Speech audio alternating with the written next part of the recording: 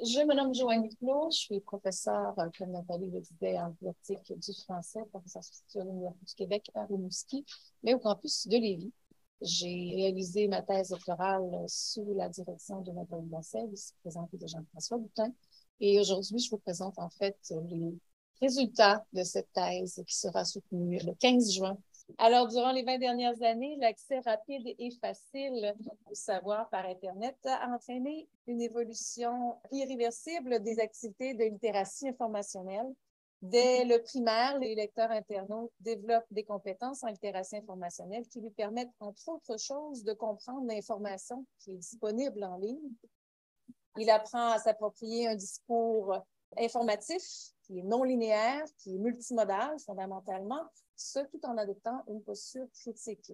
Cette évolution a soulevé le besoin de réfléchir les conceptualisations traditionnelles de la lecture pour tenir compte de la complexification des processus cognitifs engagés par le lecteur qui navigue, qui évalue, qui intègre des informations non linéaires, de modes sémiotiques variés et de genres variés.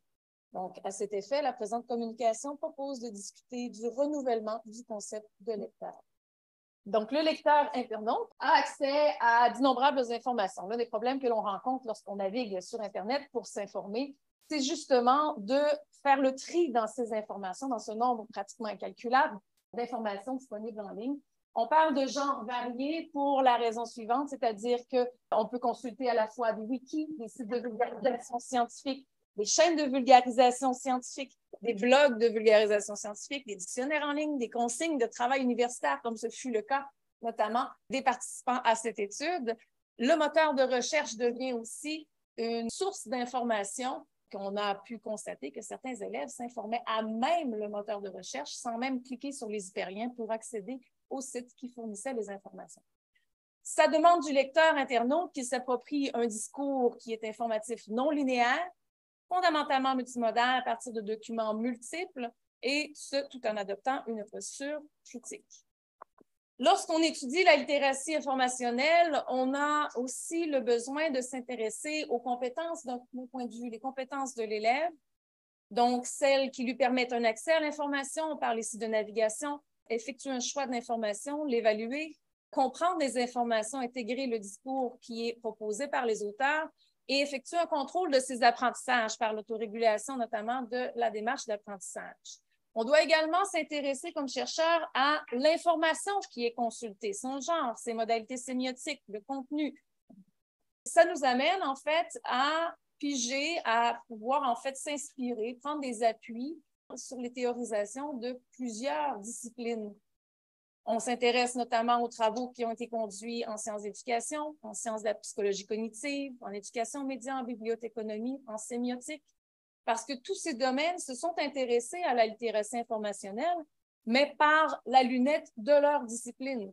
Et peu de communication entre ces disciplines s'est en fait réellement effectuée dans les dernières années. Et on a cette tendance à vouloir compartimenter selon sa discipline notre perception de la chose. S'informer est un besoin qui se détaille en fait selon différents points de vue et l'exercice de conceptualisation qui est à la base de cette thèse, justement, prend appui sur ces différentes disciplines, sur ces différents points de vue pour en faire émerger des points de croisement intéressants, pertinents pour l'analyse, justement, de la compréhension d'informations en ligne par des jeunes, ici, lecteurs internautes de 6e année. Au départ de la thèse, il y avait, pour analyser la compréhension des informations en ligne par les jeunes lecteurs internautes de 6e année, nous nous sommes intéressés aux travaux en sciences cognitives, entre autres, de l'équipe de Salmeron, qui mettait de l'avant, en fait, 3 compétences principales du processus de compréhension de lecture en ligne, soit l'intégration, la navigation et l'évaluation. À partir de ces travaux, nous avons également joint, comme on disait tout à l'heure, les différentes postures qui ont été élaborées dans d'autres disciplines. Ce qui nous amène à un objectif de recherche qui est ici, proposer une conceptualisation de la littératie informationnelle appuyée par la validation empirique in situ du processus menant à la compréhension d'informations par des internautes de 6e année. Les 3 sous-objectifs de la recherche, d'abord, il fallait décrire les activités de navigation d'internautes de 6e année au cours du développement de leur compréhension d'informations consultées en ligne. Donc, ils avaient une tâche de compréhension qu'ils devaient mener à partir d'un ordinateur, d'une recherche Internet. Et on devait décrire d'abord les activités de navigation pour ensuite réussir à expliquer sur l'appui des différents corpus qui ont été étudiés l'interaction entre le raisonnement d'internautes de sixième année et leur prise de décision durant la mobilisation de leurs compétences de navigation, d'intégration et d'évaluation lorsqu'ils élaboraient leur compréhension d'informations. Au solde de cet exercice, nous avons réussi à conceptualiser l'intégration, la navigation et l'évaluation en situation d'élaboration de la compréhension. Donc, cette recherche était une étude de multicas comprenant 9 participants. Elle permettait en fait un protocole inspiré des travaux en sciences de l'éducation de Coiro, une équipe américaine, Coiro et Leu. Et en fait, le protocole expérimental inspiré de leurs travaux se détaillait ainsi. Donc, d'abord, des entrevues dirigées pour recueillir des données démographiques et les connaissances antérieures des élèves par rapport au sujet de leur recherche sur Internet. Nous avons ensuite mis de l'avant le Think Aloud Protocol en anglais, mais en français aussi, selon 2 francisations, soit le protocole de pensée à voix haute ou de réflexion à voix haute, durant une tâche de recherche d'informations sur Internet, pendant laquelle le logiciel Camtasia captait, enregistrait les activités à l'écran, mais aussi la verbalisation à voix haute des participants.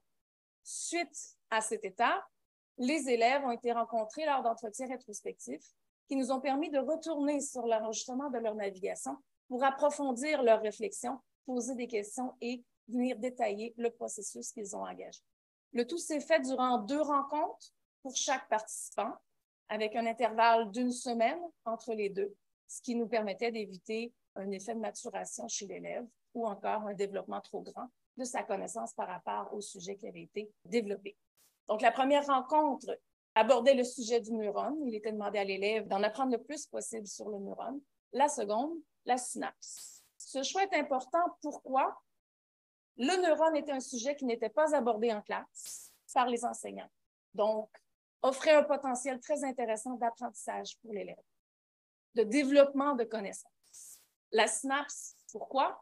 Parce qu'il s'agit de la connexion entre 2 neurones, ce qui nous amène, en fait, lors de la seconde rencontre, à permettre à l'élève de prendre appui sur les connaissances développées durant la première rencontre pour constater s'il y a une mobilisation de ces connaissances à la rencontre suivante. Donc, qui sont les participants? Ils sont 9, 5 filles, 4 garçons, âgés entre 11 et 12 ans et qui, par en fait une sélection de leurs enseignants, adoptaient ce profil. Donc, des élèves qui sont considérés bons en français, en lecture, parce qu'en fait, il était reconnu dans la littérature que la recherche d'informations sur Internet nécessitait une bonne maîtrise de la lecture. Donc, c'était l'un des critères de sélection. Ce sont des élèves qui proviennent de milieux socio-économiques variés. On avait des élèves de la région de Terrebonne, de Bécomo et de Bellechasse qui sont à la fois dans un contexte de ville, mais aussi dans des contextes plus ruraux pour justement optimiser le portrait, avoir un portrait plus général des élèves de leur navigation. L'analyse des données a d'abord débuté par une rédaction de verbatim qui nous a amené éventuellement à constituer des lignes du temps. On a horodaté les activités des élèves en ligne pour nous permettre de constituer justement ces lignes du temps et en arriver à créer une matrice qui était très large pour chaque cas, qui nous permettait une lecture linéaire, mais simultanée des différentes sources de données, à la fois la durée de navigation de chaque site, des activités, les sites consultés, les verbatims durant la navigation, donc ce que l'élève verbalisait à voix haute lorsqu'il effectuait sa recherche, les verbatims rétrospectifs, donc ce que l'élève répondait, les réponses qu'il fournissait à nos questions lorsqu'on revisitait sa navigation sur Internet, et les images consultées ou certains portraits, s'il rencontrait par exemple des publicités et qu'elles avaient causé peut-être certains hésitements durant sa navigation ou certains problèmes, on notait ces informations visuelles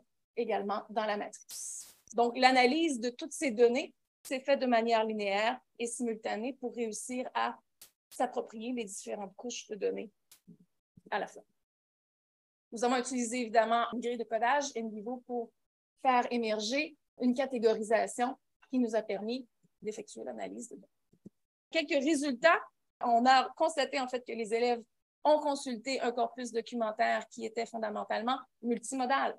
Chaque information, chaque site qu'ils ont consulté fournissait à la fois des informations textuelles, mais aussi des informations illustrées, des images. On a également des élèves qui ont consulté des documents audiovisuels.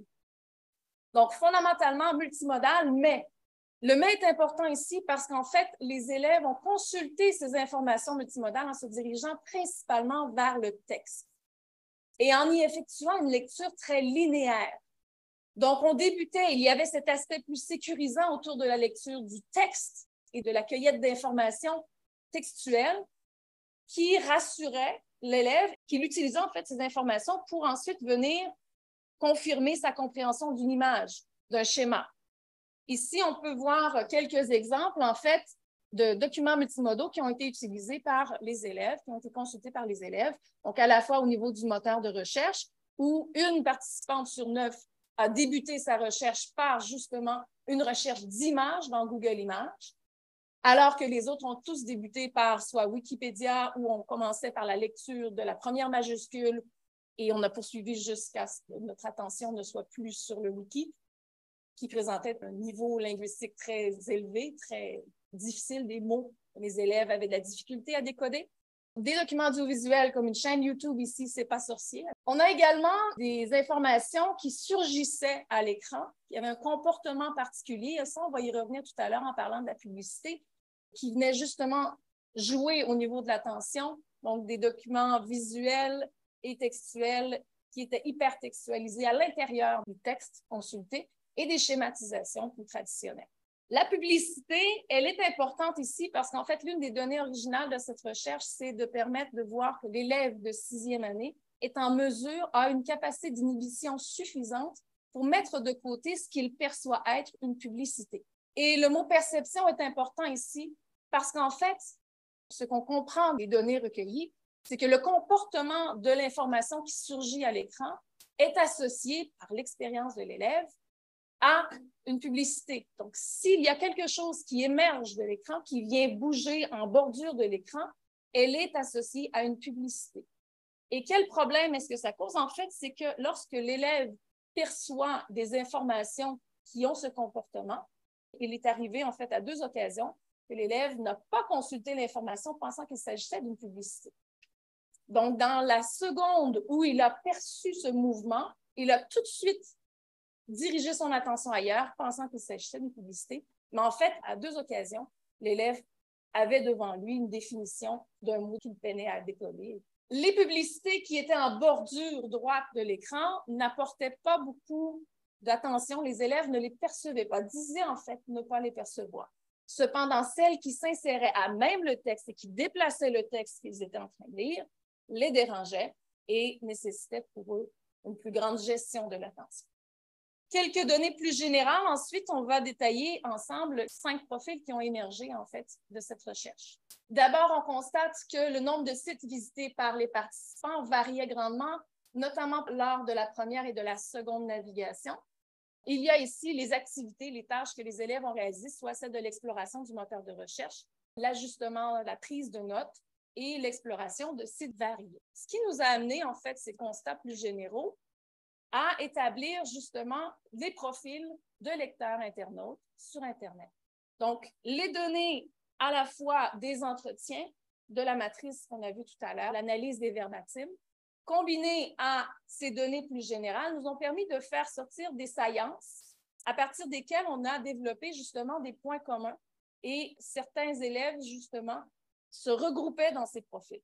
Donc, on a d'abord le rigide, le vérificateur, le synthétique, le tenace et les explorateurs. Le rigide est quelqu'un qui, en fait, se déstabilise par une tâche où il n'y a pas de structure explicite. En l'absence de points de repère, il va se diriger vers des sites qu'il connaît, qui sont très familiers, et il va limiter l'expansion de son parcours de lecture.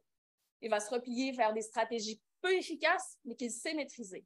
Le vérificateur, lui, l'une de ses particularités était qu'il a besoin de vérifier l'information. Il a besoin de contrôler à la fois sa compréhension, donc il va revenir sur une information, revalider, retourner dans ses notes. Il a besoin de contrôler la fiabilité de l'information. Il s'agit en fait d'un seul élève sur 9 qui s'est intéressé à la fiabilité des informations qu'il consultait. Les autres se sont intéressés à la pertinence, mais pas à la fiabilité. Et il contrôlait très étroitement les liens sémantiques entre les pages qu'il consultait. Donc, un contrôle très étroit de la pertinence de l'information. Le synthétique est un participant qui a terminé très rapidement. Il n'a pas pris l'ensemble du temps qui lui était alloué pour effectuer sa recherche documentaire. Il s'est dirigé rapidement vers des vulgarisations scientifiques.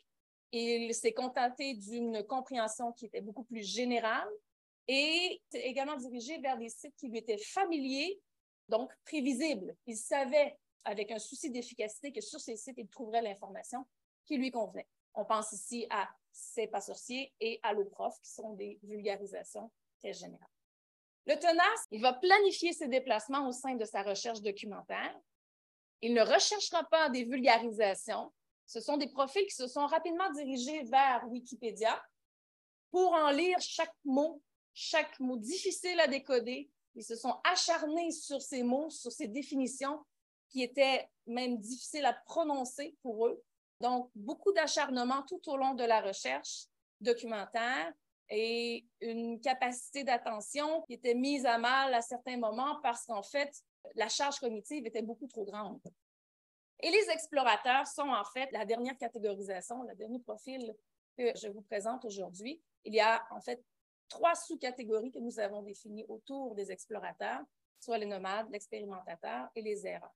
Le nomade, en fait, est quelqu'un qui se laisse porter par l'environnement numérique, mais qui a en fait une intention très solide. En fait, il sait où il veut aller, mais va adopter les propositions, par exemple, du moteur de recherche pour se laisser guider. L'expérimentateur est plutôt, oui, quelqu'un qui va explorer, mais pour s'amuser à apprendre plus, savoir découvrir des manières de faire. Donc, durant sa navigation, par exemple, l'expérimentateur a essayé un glissement entre une image et son carnet de notes, ne sachant pas si ça allait réussir. Il a essayé simplement pour voir si ça fonctionnait. Donc, c'est un élève qui est très ouvert à la découverte. Et l'errant, en fait, c'est un profil théorique. Les 9 cas qui ont été présentés, la situation dans laquelle ils étaient placés proposait une intention de recherche très précise. Dans ce cas, l'errant ciblerait, définirait en fait quelqu'un qui n'a pas d'intention, qui se laisse porter simplement par ses champs d'intérêt, les liens sémantiques entre les hypertextes. Ce qui nous amène en fait l'analyse des données à cette figure, cette conceptualisation, où on place à la tête de la figure l'appropriation par l'élève de son intention de recherche. Son engagement dans la tâche est très important ici. Il est d'ailleurs à l'origine de ces différentes hypothèses de profil qui ont été proposées. Donc, à l'intérieur des connaissances et des expériences antérieures de l'élève, porte l'élève à mobiliser ses différentes compétences, soit celles d'intégrer, de naviguer, d'évaluer, tout ça en autorégulant son processus. Ce qui l'amène à concevoir, à constituer un corpus informationnel lorsqu'il sent une saturation, lorsque l'information se répète, auquel il met fin, en fait, pour terminer sa production, pour terminer sa recherche et se placer en situation de production.